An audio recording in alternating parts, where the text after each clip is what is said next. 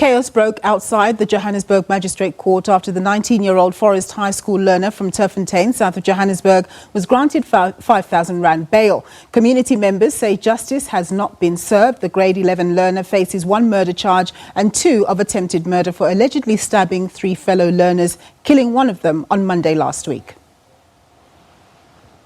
5,000. The accused attorney was asked on record as to whether he was a pro bono attorney. The accused attorney put it or submitted that he is paid by the family. The accused had the right to apply for legal aid if indeed he is a man of straw. He elected to appoint a private attorney that places him in a person or a family which is in a position to afford bail at 5,000. The attorney for the accused has never submitted a means test before court that justified the 500 rand, despite the accused being a student at school. The court granted the accused bail at an amount of 5,000. The accused is to be, the second order, the accused is to be relocated to the jurisdiction which is known to the court. The jurisdiction is known to the court as submitted by the state, the IO and the defense. Detective Ramasia is aware of the place and will be doing the monitoring. So this is for the safety of the applicant before court.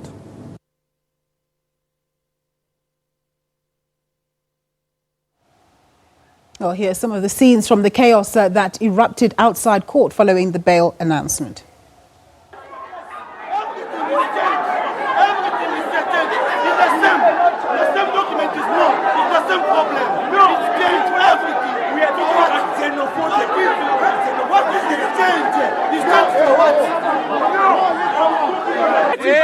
Community, tomorrow, 11 o'clock.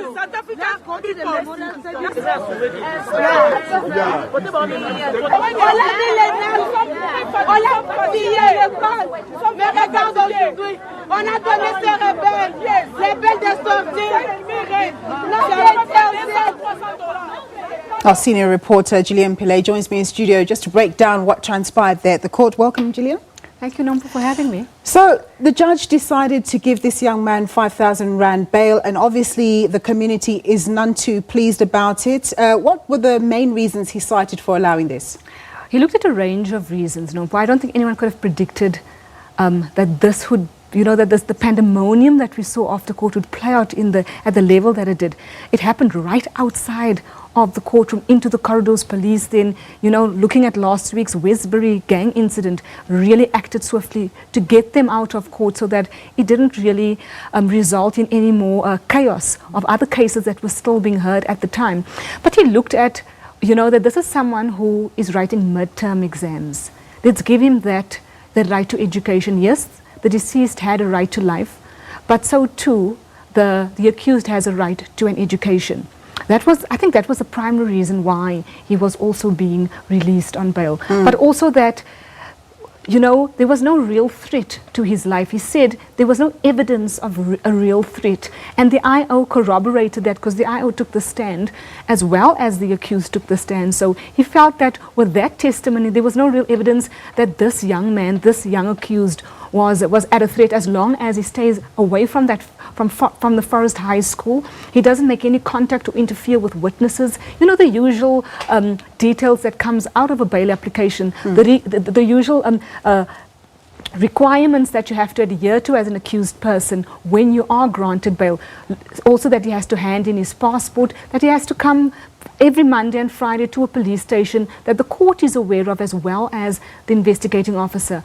But also, Nompo, that this young man should be relocated. He pressed on the fact that Gauteng Education has to ensure or put measures in place for him to write his midterms, but long term also relocate him to another school, but to also ensure that he finishes his schooling. Here is a 19-year-old, going to be 20 next month.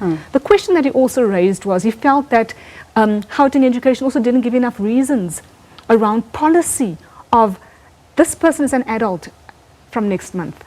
an adult in secondary school. He's not saying that you shouldn't complete schooling, but what does policy say around the ages? The deceased was 16 and he was in grade 8. So by the time he gets to grade 12, look at what his age is going to be. So he questioned the policy around the ages of these young men who are supposed to be children within school, and he wanted some sort of detail from the spokesperson, which he didn't get, and these were the things he had brought out. He also was quite meticulous in lambasting the National Prosecuting Authority, and it was nice in a judgment to hear a magistrate doing that, because it's at this level where these cases falter and don't get a successful prosecution. He looked at the discrepancies already within the affidavits that the investigating officer had put before court, naming the deceased, the accused, little things like that. And he wasn't very happy that there wasn't enough detail whether the deceased was part of a gang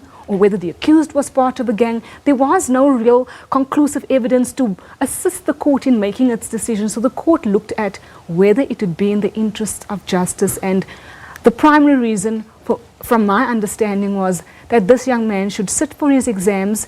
The trial will take its course. This is a bail court. It doesn't decide on whether you are guilty or innocent. It looks at whether it is in the interest of justice to release an accused person on bail. In the meantime, we saw those angry scenes from the community. Did you speak to some community members, and what were they saying? We didn't even need to ask anyone to talk to us. It was just scenes of people being inconsolable, wanting to talk about. They didn't feel that justice was done, and naturally so. The son isn't buried. Here is someone who gets to go home, be with his family in the safe place of safety. Someone who they feel is a criminal who could now pursue the other members or others who he has injured. But you just got a real sense that they were not happy with the court's decision. They felt grieved. They didn't feel that justice was done for their son.